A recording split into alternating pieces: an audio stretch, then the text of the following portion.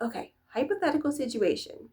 Let's say the Japanese government starts allowing a mass amount of Americans to immigrate. A small Japanese town now has 20,000 Americans in a 50,000 population. I know that's not going to happen. That's not the point. Let's just play pretend, okay? The Americans, just like any other culture, they bring their own culture with them, their values and ideas. The American and Japanese culture is very different. This causes cultural clash and chaos. American culture is very loud and extroverted. The Japanese culture is not. The Americans, some, not all, speak loudly everywhere on public transportation, on the phone, on the street. The Japanese think their behavior is just so rude and disrespectful. They cannot find peace with the loudness of these Americans. Overwhelming number. The Americans have a different diet. They start missing their McDonald's and their large fries. All of a sudden, there's all these Americanized versions of McDonald's all over this small town. The Americanized version, not the healthier Japanese version. Now, this town has an obesity crisis that they didn't have before. Some, not all, of these Americans wear shoes inside.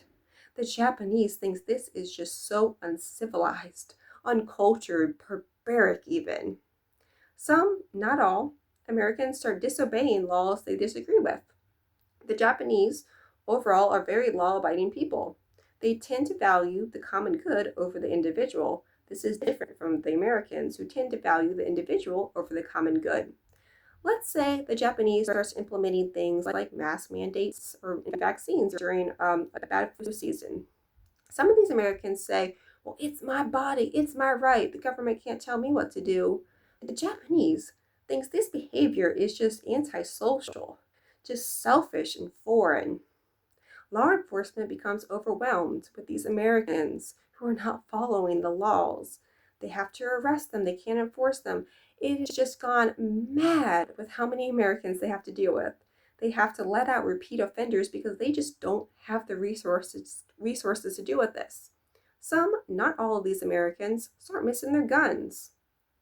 They believe that gun rights are a God given right. They don't care that the Japanese laws are against them. Japan has very strict gun laws that the Japanese follow. They also don't care about having guns. They think that the regular person owning a gun is crazy. They point to US gun statistics and they say, we don't want that over here. We don't want the mass shootings. We don't want the problems that are in America and our small town. But the Americans have gun culture ingrained into them since birth. Like I said, they believe it's their God given right.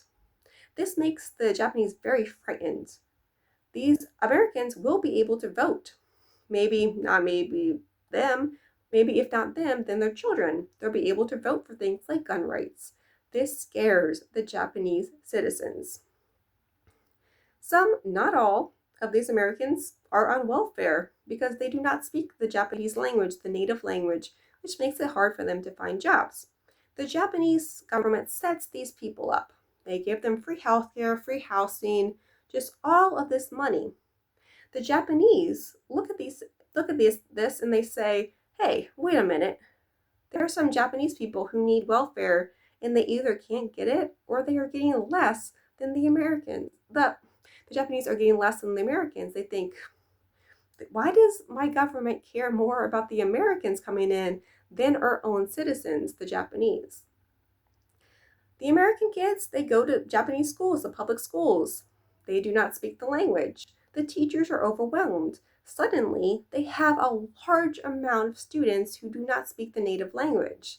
They are focused on teaching just the basics of how to speak Japanese rather than the grade level material. Japanese students are neglected.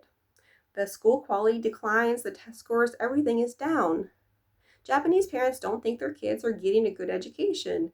So some of them have to move to a different town, different school district, or homeschool or private school, anything to get their kids a decent education because they are not able to get a good education in the public schools in this town anymore.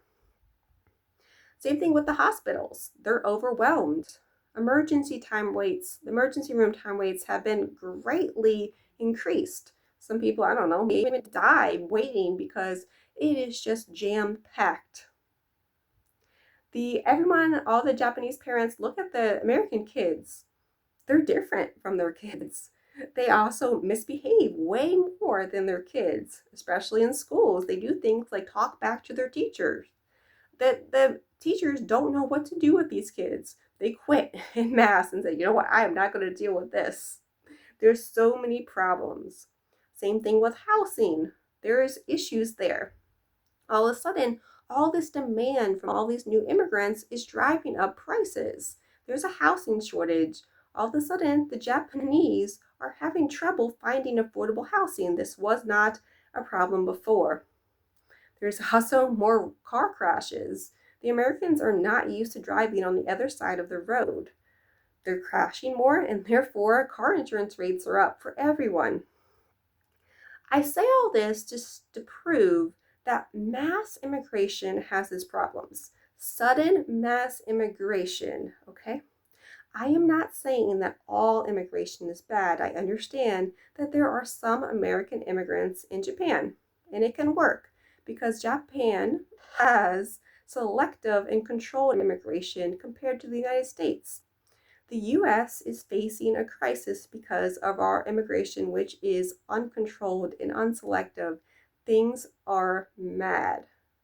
This is the problem with sudden mass immigration.